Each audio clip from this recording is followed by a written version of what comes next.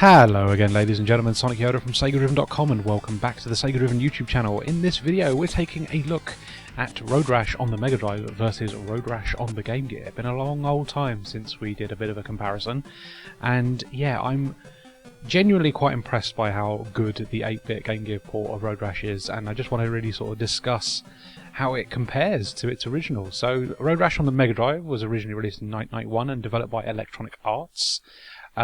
There was a 3-year gap between the release of that and the Game Gear port, which was released in 1994 and developed by Probe Software. Most famous probably for their Mega Drive and 8-bit ports of Mortal Kombat, amongst other things. But yeah, this is an incredibly just accomplished port, really well done. So Road Rash, the game itself, let's have a little discussion about that. So it's quite a little bit different to most traditional sort of driving games available on the Mega Drive or the 8-bits at the time, especially that style where you're behind the player, sort of riding into the horizon, or driving.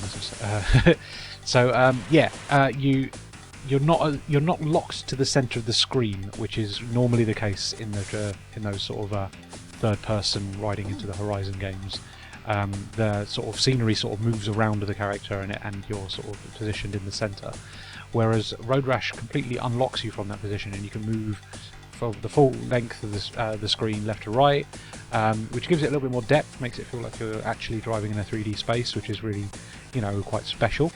And obviously the other big thing is that if you fall off the bike, you actually have to run back to it to remount and then continue the race.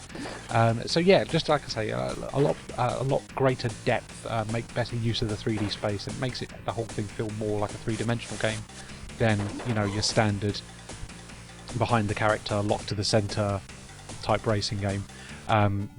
Something like Outrun or Super Hang-On is very similar in that regard. But yeah, like I say, Road Rash, you're completely unlocked from your position at the center there.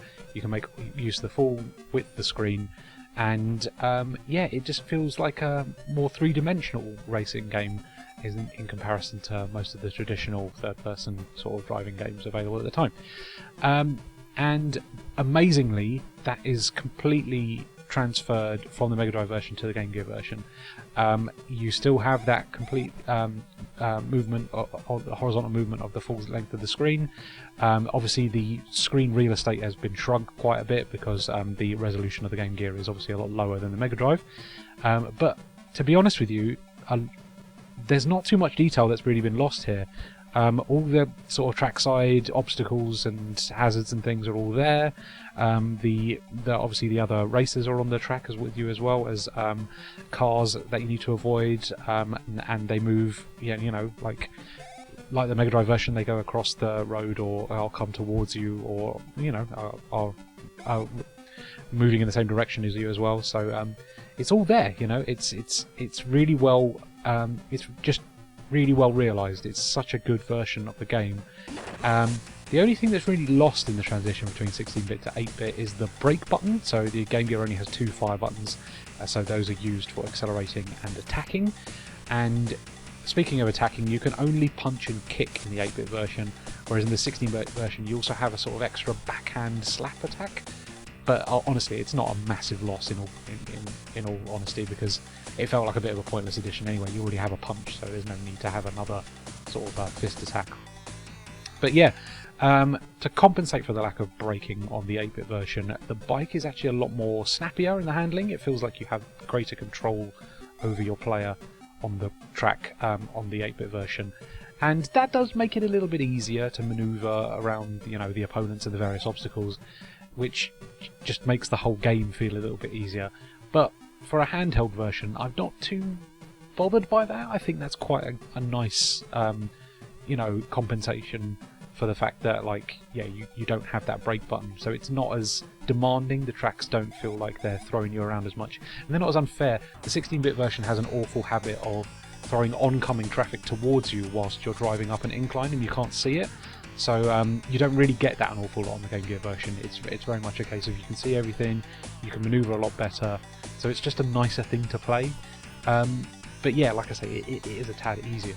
But honestly, look at the visuals in comparison. It's such a good approximation of the 16-bit game, and it's pretty fully featured, to be honest with you. Even the menus and just the overall presentation is almost identical. It's such an impressive port.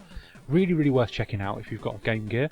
I highly recommend this, and it's incredibly similar, obviously, to the Master System version as well. It's just that the screen resolution on the Master System version is a little bit wider, so you can see a little bit more, and obviously manoeuvre a little bit more to the left and right because of that wider resolution. But otherwise, identical games. They run really, really well. I do find as well that the Game Gear port seems to run at like a nice locked frame rate. It's not 60 FPS or anything like that. I think it's probably kicking around 30. But yeah, the Mega Drive one is very choppy. It moves up and down. Sometimes it will be running quite high in the frame rate, and then it will drop for whatever reason, just because there's so many obstacles, I think, on screen. Whereas the Game Gear one always just feels like it plays consistently. It's very very fluid. It's a nice little thing to play. So yeah, Road Rash Game Gear, nowhere near as bad as it could have been. It's honestly one of the best 8-bit ports of a 16-bit game I've ever seen in my life. Well worth checking out, especially if you have a Game Gear. It definitely deserves to be in your library.